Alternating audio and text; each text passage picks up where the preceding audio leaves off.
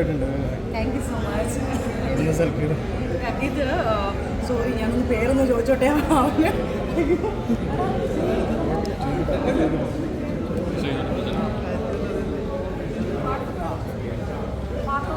നിങ്ങളത് പറയണം കേട്ടോ, ഞാനൊന്ന് നോക്കിയിട്ട് പറയാൻ കുറച്ച് പാവം.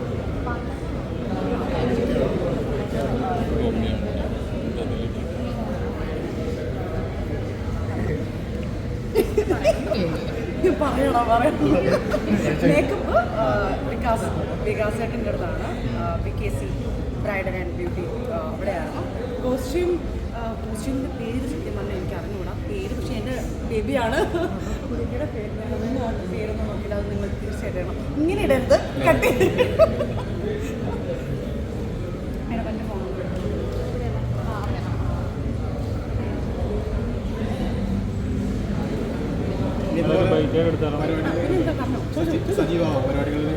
തീർച്ചയായിട്ടും.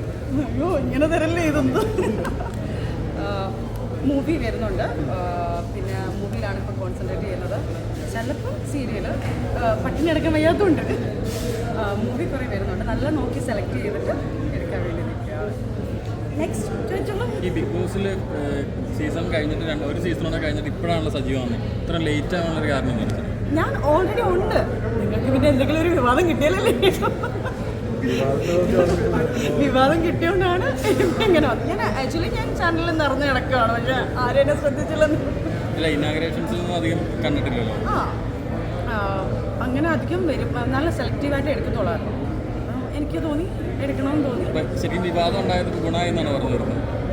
ഗുണമെന്നൊന്നും പറയില്ല, പറയാം. സോഷ്യൽ മീഡിയയിലടക്കം കൂടുതൽ ഫെയിം കിട്ടിയെന്ന് തോന്നുന്നു. സോഷ്യൽ മീഡിയയിലടക്കം കൂടുതൽ ഫെയിം ആയി എന്ന് തോന്നുന്നുണ്ട്. ബിഗ് ബോസിന് ശേഷം വീണ്ടും ഒരു ഇങ്ങനെ എന്തെങ്കിലുമൊക്കെ ഒരു വിവാദം വന്നാലല്ലേ നിങ്ങളൊക്കെ നമ്മൾ മൈൻഡ് ചെയ്യത്തുള്ളൂ. ഹാൻഡ് ബേബിയുടെ അവിടുത്തെ ചോദിക്കൂടെ, അവിടുത്തെ ലൊക്കേഷൻ കിട്ടാൻ. ഹാൻഡ് ബേബിയുടെ ഹാൻഡിലാണ് എനിക്ക് ഡ്രസ്സ് ഇട്ട് തന്നിട്ടുള്ളത്.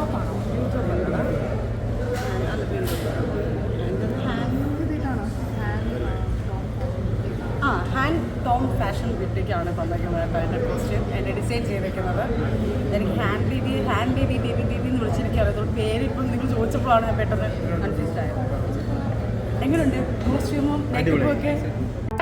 കൂടുതൽ വീഡിയോസിനായി B4 Place ഫോളോ ചെയ്യൂ, സബ്സ്ക്രൈബ് ചെയ്യൂ.